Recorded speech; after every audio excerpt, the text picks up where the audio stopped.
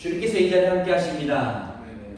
이사야서를 들어오면서 이제는 우리가 이제 선지서에 들어오는데, 구약의 선지서는 총 17권이 되겠고 저자로는 16명이 되겠습니다. 왜 17명이 아니냐면 에레미야가 에레미야하고 에레미야 에가가 있고요. 지금 대선지서, 소선지서로 나누는데 대선지서, 그러니까 시대별로 나눈 것이 아니라 양이 많은 별로 나눴기 때문에 양이 많은 걸 앞쪽에 두고 또 이 적은 거를 뒤에 둔 거예요. 그래서 이 이사야, 에레미야, 에가, 또 에스겔, 다니엘, 또 이 아모스, 요엘, 호세아, 아모스, 요엘, 이 밑에서부터 쭉 나가는데 뭐 미가, 또 뭐 요나, 그다음에 이제 뭐 학계, 스가랴, 말라기까지 이르길로 17개에 되는 대선지서와 소선지서. 대선지서는 뭐 큰 내용의 이렇게 재앙을 이야기해서 대선지서다라는 표현이 아니고 그냥 양이 많아서 대선지서고 양이 적어서 소선지서예요. 그래서 이 이사야서가 굉장히 중요한데, 이사야서가 중요한 이유, 이 선지서의 중요한 이유가 뭐냐면 이 하나님의 마음을 정확하게 표현되어 있고, 특별히 이사야가 이 하나님 나라의 최초로 들림받은 이사야 선지자가 있기 때문에 굉장히 중요한 거예요. 그래서 하나님이 꿈이었는지 환상이었는지 모르겠지만 하나님이 천상보좌에 올라서 히스기야를 부르신 첫 사건, 그러니까 하나님 나라의 사건과 또 40장서부터 이어지는 이 메시아 사상과 하나님의 새로운 왕이 도래할 것이다라는 그 사상이 이루어진 거예요. 신약 성경이 이 성경이 총 66권이 있듯이 이 이사야도 총 66장으로 되어 있는데 39장까지는 이사야가 쓴 게 확실히 맞아요. 그런데 40장서부터 이 끝장 66장까지 120년의 세월이 지난 다음에 기록된 이 책이기 때문에 누가 썼느냐라고 이야기하면 이 이사야를 따르던 이 추종자들이 있었는데 그 제자들이 그 서신을 가져다가 이 바벨론 시대의 포로기 때에 그 이사야서를 읽어보니까 하나님의 그 뜨거운 사랑이 담겨져 있는 걸 보고 하나님의 역사는 확실하다. 하나님이 예언한 게 다 맞았고 분명 우리는 70년 후에 이 바벨론이 무너지고 페르시아 제국이 도래하면서 우리는 구원될 것이라는 것을 희망을 갖게 되는 거예요. 그래서 메시아 사상이 이사야서를 통하여 처음에 나타납니다. 그러니까 굉장히 중요한 거죠. 역사적으로 보면은 이 이사야서가 총 120년의 기록이 되어 있다고 보면 되고요. 그리고 또 이 히스기야, 오늘 읽었던 히스기야 왕과 이 동시대의 인물이었고, 왕 중에서 하나님의 마음을 가장 이해할 수 있었던 또 왕이라고 치면 이 히스기야 왕인데, 결국 15년 연장해서 생명을 연장하지만 이 히스기야 왕은 15년 연장된 것이 어찌 보면은 그냥 죽는 것이 더 나았을지 모르겠어요. 그런데 회개하고 그냥 죽었으면 이스라엘이 또 이렇게 더 잘 될 수도 있었는데, 그건 제 생각이에요.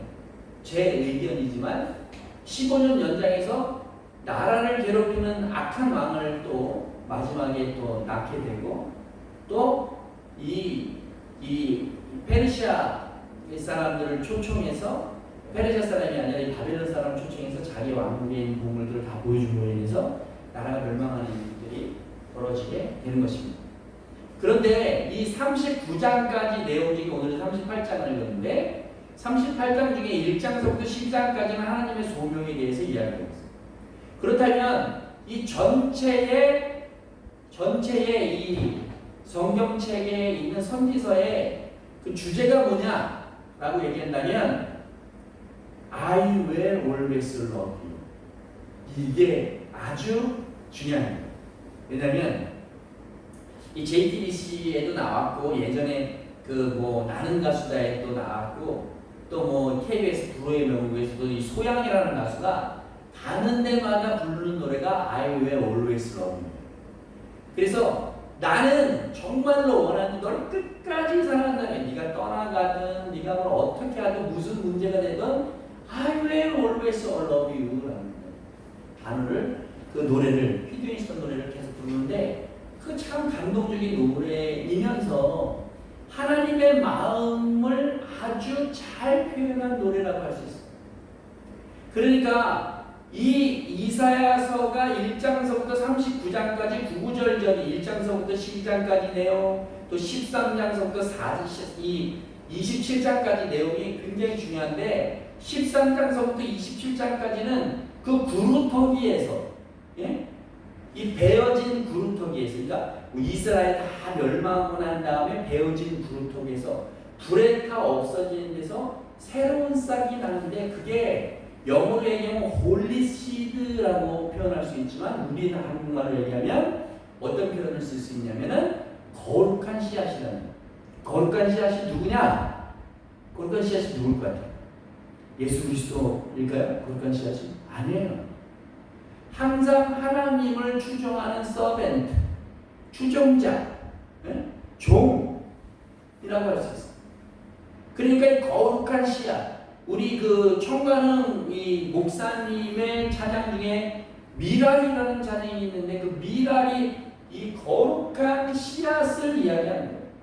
씨앗이 죽지 아니하면은 하나님의 말씀에 순종하지 아니하면은 저 심판에 죽을 것이고 심판에서 구원을 얻고자 한다면 진정한 서벤트가 되야 된다. 진정한 추종자 진정한 하나님의 종이 되어야 된다. 그래서 히스기야 왕을 보여줌으로써 히스기야 왕이 어떻게 살았고 어떻게 하나님께 순종했는지를 보여주면서 39장을 정리하면서 40장으로 넘어가면서 거룩한 씨앗의 사람들은 저 하나님 예수 그리스도께서 오셔서 구세주가 오셔서 그 새로운 왕을 쫓는 사람에게는 구원이 있을 것이고 그것을 쫓지 않는 사람에게는 죽을 것이다 라는 심판이 있을 것이라는 내용이 이사야서의 대주제라고 할 수 있습니다. 그러니까 다시 한번 말씀드리면 이 모든 선지서는 예수 하나님의 사랑을 얘기하고 있고 하나님의 진정한 사랑은 이 하나님의 진정한 이 저지먼트 재판에 있다는 거예요. 그래서 이 더 이상 이 설명을 안 드려도 좀 이해를 이제 하실 수 있겠는데요. 이제 선지서를 읽을 때 하나님의 심판은 어디에 있고 하나님의 구원은 어디에 있는지 구별하면서 읽으면 모든 이 선지서가 9월 중순까지 읽게 되는데 이제 8월 달도 남았죠. 9월 중순까지 계속 선지서를 읽어야 돼요. 그러면 이 오바냐, 학계, 스가랴, 말라기 뭐 할 것 없이 또 나오게 나오면은 모압에 이르는 심판, 또 뭐 이렇게 뭐 에돔에 이르는 심판, 바벨론에 이르는 심판, 여러 가지 심판들이 나오는데 그들이 왜 심판을 당했고 또 심판받지 아니하려면 어떻게 해야 된다는 것을 구분해서 성경을 읽으시면 모든 선지서가 다 마음속에 품을 수 있는 것입니다. 그 중에서도 제일 먼저 쓰여진 책이다라고 얘기한다면 바로 요나서예요. 요나서. 이 제일 먼저 쓰여진 이 요나서가 이 언제 쓰여졌는지 모르겠지만 이 쓰여진 중에서는 가장 먼저 쓰여질 것이라고 얘기하는데 요나가 그 사람들을 구원시키는 방법 중에 하나가 하나님의 심판을 선포했을 때 거기 선포된 들은 사람들이 자기 옷을 찢고 머리에 재를 뿌리고 그다음 베옷을 입고 하나님께 통곡하실 때 하나님께 구원을 얻는다. 이것이 선지서의 대강령이라 할 수 있어요. 근데 거기에 가장 중요한 것은 하나님의 사랑이 그 안에 있다는 거예요. 어떤 범죄자일지라도 어떤 형벌이 있던 사람일지라도 하나님의 법을 지키는 사람은 구원을 받을 것이다. 이것을 놓고 히스기야가 어떻게 했는지 보면 더 우리가 더 아름답게 바라볼 수 있는 것입니다. 자, 이사야서의 동시대 인물이었던 이 히스기야 왕은 자기가 병들려 죽게 되었다라는 표현이 나오고 있습니다. 이 아름다운 이 하나님의 마음에도 합하였고 하나님의 일을 하였고 모든 상당을 제어버리고 그렇게 하나님을 따랐던 사람도 결국 죽음을 맞이하게 되는 거예요. 그런데 하나님께서 그의 중년의 인생의 중간에 그에게 병을 주셨다라는 표현이 있습니다. 그러니까 뭐 약을 먹고 날 정도가 아니라 이제 죽게 되어 정도로 아팠는데 히스기야는 어떻게 행동했는지 보면 정말 잘 나올 수 있습니다. 그래서 정말 이 하나님은 삶과 죽음과 또 이 죽음에 기르셨던 히스기야 왕을 어떻게 건져내셨을까라는 거예요. 여론 조사기관이 갤럽이라는 조사기관이 있는데 갤럽이라는 조사기관은 원래 우리나라 회사가 아니에요. 미국에서부터 시작해서 모든 이 통계 자료를 내는 회사인데 그것이 우리나라에 들어와서 갤럽 코리아가 됐는데 미국인 대상으로 갤럽에서 조사한 성공의 기준이 무엇이냐라고 미국인들에게 물어봤을 때 6가지를 얘기했어요. 먼저 첫 번째는 건강한 사람이 가장 성공한 사람이다. 두 번째는 하늘이 준 천직을 가지고 있는 사람, 자기의 전공 기술을 살려서 천직을 가장 행복한 사람, 성공한 기라고 표현되고 있고요.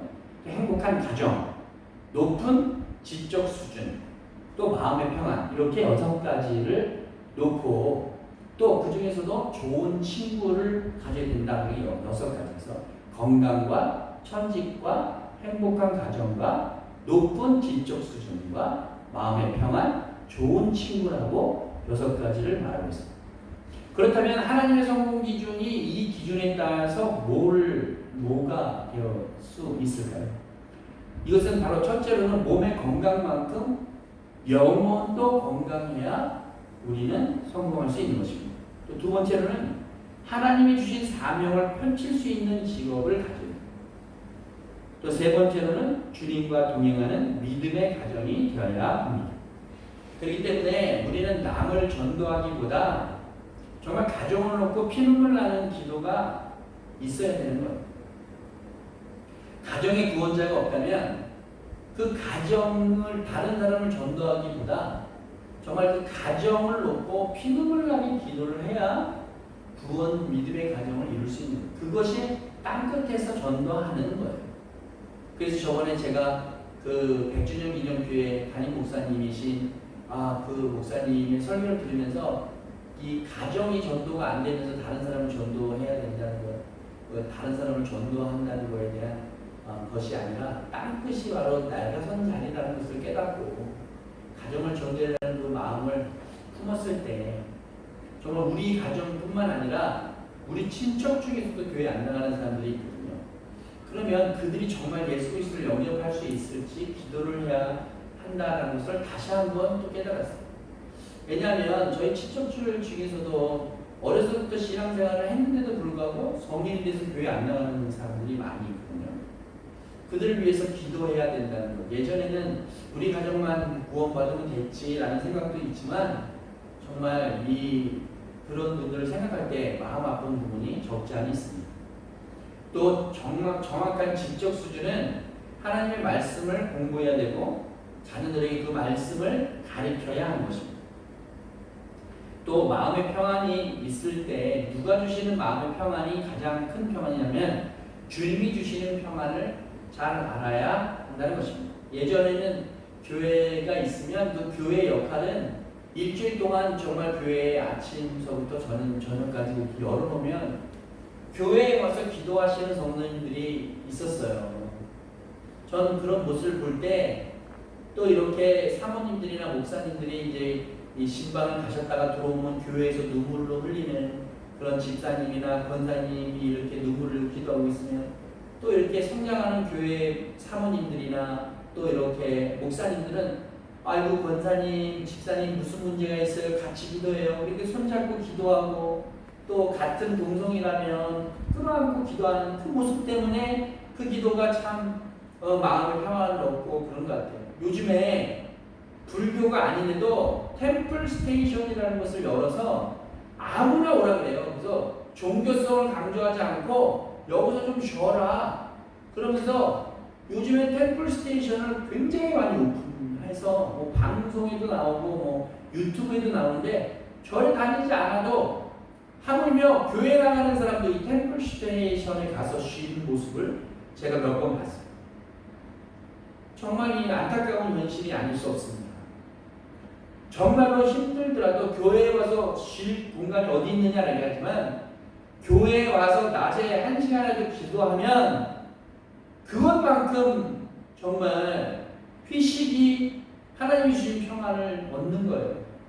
예전에 직장 생활을 할 때 아주 불신이 강한 여자 분이 계셨는데 그분은 부부싸움을 하고 나면 직장에 안 나오고 휴가를 내고 이 절에 가서 이 100번 절을 하고 오고 그러면 마음이 편해진다고 그렇게 하는데 우리 예담교회도 정말 기도의 불길이 좀 살아났으면 좋겠습니다. 여러 가지 문제가 있었지만 이제 7월 24일서부터 이제 교회에 이제 모든 문제를 좀 이렇게 다 풀어준다고 하니까 나라에서 좀 8월 첫째 주부터는 정말 기도하고 기도의 불결이 좀 일어났으면 좋겠습니다. 또한 마음이 통할 수 있는 이 참된 친구는 누구냐면 바로 예수님밖에 없는 거예요.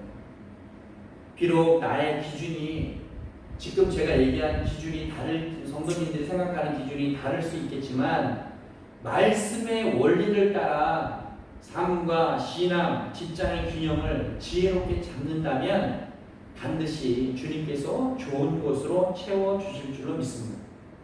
그래서 정말 몇 가지를 이루었는지는 잘 모르겠지만 정말 이 하나님의 바람을 잘 알아야 할 것입니다. 그렇다면 히스기야 왕은 어떻게 했나요? 2절 말씀 보니까 히스기야가 얼굴을 벽을 향하고 라고 이야기했어요. 이사야 선지자가 그에게 찾아온 죽을 것이라는 예언을 한 것은 그가 병든 후의 일이었어요. 시간이 얼마나 흘렀는지 알 수는 없지만 모든 병이 그러하듯이 죽는다라는 그런 병이 이렇게 선포되었을 때 정말 이제 병들어 죽게 되었구나 라는 그런 마음이 있었을 때 이 히스기야는 벽을 바라보고 하나님께 기도했다는 것은 세상을 바라보지 아니하고 자신의 처지를 남들을 통해서 해결하려 하지 아니하고 하나님을 통해서 해결하라는 모습. 하나님, 나를 불쌍히 여겨주시옵소서. 내가 하나님께 한 것이 있지 않습니까? 라는 이야기. 얼마나 감사할 표현인지 모릅니다. 정말 이 스바냐 10장 1절 말씀에도 이런 내용이 있어요. 에스라가 이 하나님의 전 앞에 엎드려 울며 기도하여 죄를 자복할 때에 그랬어요. 그러니까 에스라가 이 선지서에는 참 에스라서가 참 없어요. 에스라서가 있으면 참 좋을 텐데 학개하고 스가랴서에 이 에스라가 나오니까 정말 그런데 이 에스라가 하나님 전 앞에 엎드려 울며 기도하고 죄를 사죄하고 이 성전에 올라가서 하나님의 말씀을 읽을 때 전 국민이 전 이스라엘 백성들이 하나님 앞에 자복하여 회개하는 사건이 일어나는 거예요. 그럴 때 하나님은 회복시키는 거예요. 정말 히스기야에게 이처럼 커다란 고난을 허락하시는 것은 바로 기도할 때가 언제인가를 보여주는 거예요. 지금 이때는 지금 아수르가 쳐들어와서 정말 이 18만 5천 명의 군사들이 다 포위해서 다 죽이려고 지금 문제가 있는 그 시점이고 자기는 죽을 수밖에 없는 시점인데 하나님이 정말 하나님께 기도한 히스기야는 하나님께서 응답하시는 거예요. 우리는 모든 문제를 내가 기술을 조금 플러스해서 하나님이 조금만 더 도와주시면 될 텐데 그래 무슨 문제가 있으면 야 거의 다 됐어 하나님께 좀 기도 좀 열심히 해라. 그건 맞는 말이 아니에요. 모든 문제는 다 하나님께서 해결할 수 있다는 것 전제하에 두고 기도해야 되는 거예요. 나의 기술과 나의 지능과 나의 금전적인 작은 이 역할이 하나님 것을 보면 한낱 먼지와도 같을 수밖에 없어요. 하나님의 정말 작은 숨결 하나에도 나의 모든 문제는 해결된다. 이렇게 선포하며 나가야 될 줄로 믿습니다. 죽음의 문제도 마찬가지, 병든 문제도 마찬가지, 사업의 문제도 마찬가지, 모든 문제가 다 마찬가지. 모든 문제 다 하나님 편에 서서 하나님이 해결할 수 있다는 거예요. 하나님의 방법을 해야 되는 거예요. 그 기간이 언제일지는 모르지만 하나님께서 이 마음이 평온해질 때까지 하나님 앞에 기도하면 하나님이 해결해 주신다. 이런 것을 우리는 깨달아야 될 줄로 믿습니다. 하나님께 주신 많은 그 시험의 문제들이 있어요. 하나님이 왜 시험을 하시는지, 우리에게 왜 시험을 주시는지 그건 우리가 알 수 없어요. 몰라요. 또 어떻게 해결해 줄지 우리는 몰라요. 하지만 정확히 알 수 있는 건 내가 하나님 앞에 매달려서 기도 응답을 받으면 누가 영광을 받는 거예요? 하나님이 영광을 받는 거예요. 내가 영광을 받는 게 아니에요. 문제가 있으십니까? 그럼 붙잡으세요. 붙잡으시면 하나님이 해결해 줄 줄로 믿습니다. 모든 문제 하나님이 해줄 줄로 믿는다. 이거를 붙잡아야 되는 거예요. 그러면 하나님께 내가 영광 받으려 하는 것이 아니라 나는 하나님의 종으로서 아주 간악한 정말 이 홀리 시드, 거룩한 씨앗이 되어서 하나님께 순종만 하면 하나님의 그 다른 문제는 다 하나님께서 해결해 주신다는 거예요. 그러니까 하나님 앞에서 작은 문제까지 다 내려놓는 거예요. 그렇기 때문에 교회가 존속할 수 있는 거예요. 하물며 우리 예담교회를 비유를 들자면 예담교회는 아무 시드가 없는 자그마한 교회. 아무 목사가 변변해요. 그렇다고 해서 훌륭한 성도님들이 모여 있는 공간이에요. 아무것도 없는 공간입니다. 단지 그렇게 살려고 열심히 하고자 저와 성도님들이 한 마음과 한 뜻이 돼서 기도하고 하나님께만 매달리면 하나님께서 성장시키실 줄로 믿고 나가야 될 줄로 믿습니다. 이게 하나님이 바라는 방법이에요. 우리에게 주시는 시험은 감사함으로 축복으로 받고 그것으로 하나님께 영광 돌릴 때 기도할 때 하나님 무슨 영광을 돌렸어요? 여태까지 인생을 살면서 저도 50년 살았는데 51년 살았는데 51년 동안 하나님께 무슨 영광을 돌렸는지 뒤돌아보면 정말 창피하기 짝이 없어요.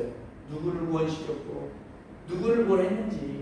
형식적으로는 아마 담임 목사가 돼서 세례 준 사람이 몇 명 있을지 모르겠지만 그들이 정말 구원의 사람이 되었는지, 그들이 정말 하나님을 향한 온전한 청지기가 됐는지, 하나님을 향한 정말로 거룩한 씨앗이 됐는지 정말 많은 생각이 들게 됩니다. 우리 성도님들 한 명이 변화가 되면 예담교회가 변화가 되고, 예담교회가 변화가 되면 이 쌍용동이 변화가 되고, 쌍용동이 변화가 되면 정말 하나님이 원하시는 온전한 교회가 돼서 다른 어떤 교회도 말할 수 없는 정말 강한 교회가 될 줄로 믿습니다. 하나님이 바라시는 교회. 하늘에서 쳐다봤는데, 하늘에서 이렇게 쳐다봤는데 정말 아름다운 교회가 있어요. 그 아름다운 교회가 어느 교회? 예담교회가 됐으면 좋겠습니다. 할렐루야. 예담교회. 그러면 뭘 해야 되느냐? 하나님의 거룩한 씨앗이 돼야 되는 거예요. 이 13장서부터 27장까지 나오는 하나님의 거룩한 씨앗이 돼야 되는 거예요. 우리는 죽어야 되는 거예요. 내가 사는 게 아니라 하나님께서 바라는 사람으로 사는 거예요. 그래서 히스기야 왕이 새로운 생명을 얻었을 때 하나님께서 이 아수리아 군인들을 다 몰아내고 또 하나님께 영광 돌리며 살아야 하는데 자기가 자랑하고 다니니까 하나님이 기뻐하시지 않은 거죠. 그렇습니다. 우리는 조금의 성과를 놓고 우리가 판단할 것이 아니에요. 하나님이 오시는 그날 하나님이 판단할 때 아름다운 교회가 되도록 노력해야 되는 것입니다. 우리들은 정말 부단한 자기 부인과 정말 깨어짐이 없어야 돼. 완전히 마음이 깨어져야 돼. 내 자아가 살아가면 안 돼. 온전한 우리의 마음을 하나님께 의뢰하는 마음을 또 가져야 합니다. 하나님의 백성의 가장 큰 의무는 하나님께 소망을 두고 그분 밖에서 어떤 행복도 기대하거나 꿈꾸지 않는 거예요. 그렇기 때문에 기독교인들은 뭐 로또라든지 이런 거에 기대를 거는 게 아니에요. 우리는 하나님께 기대를 거는 거예요. 그분 밖에서 어떠한 행복도 기대하거나 꿈꾸지 않는 성도들이 됐으면 좋겠습니다. 하나님께로 나오는 것, 좋은 것이라 할지라도 또 어떻게 보면 고통스럽고 나쁘고 어려울지라도 하나님께로부터 나오는 것이라면 그게 가장 좋은 것이다라고 생각해야 돼요. 분명 목사가 되는 건 좋은 길이에요. 그렇지만 목사가 되면 어렵고 굶주리고 어려운 일이 있어요. 나가면 그래도 200만 원, 300만 원 벌 수 있겠지. 이렇게 생각하면서 사는 게 아니고 목사가 되면 또한 성도가 되면 어렵고 힘들더라도 하나님 편에 서야지 라고 얘기하면서 하나님이 주시는 것만 갖고 감사한다면 그것이 하나님께 기대어 사는 삶인 것입니다. 믿음의 사람들이 어떻게 하나님만 바라보고 사는지 생각해 봐야 하는 것입니다. 시편 42편 5절 말씀에 내 영혼아 내가 어찌하여 낭망하며 어찌하여 내 속에서 불안해하는가. 너는 하나님을 바라라.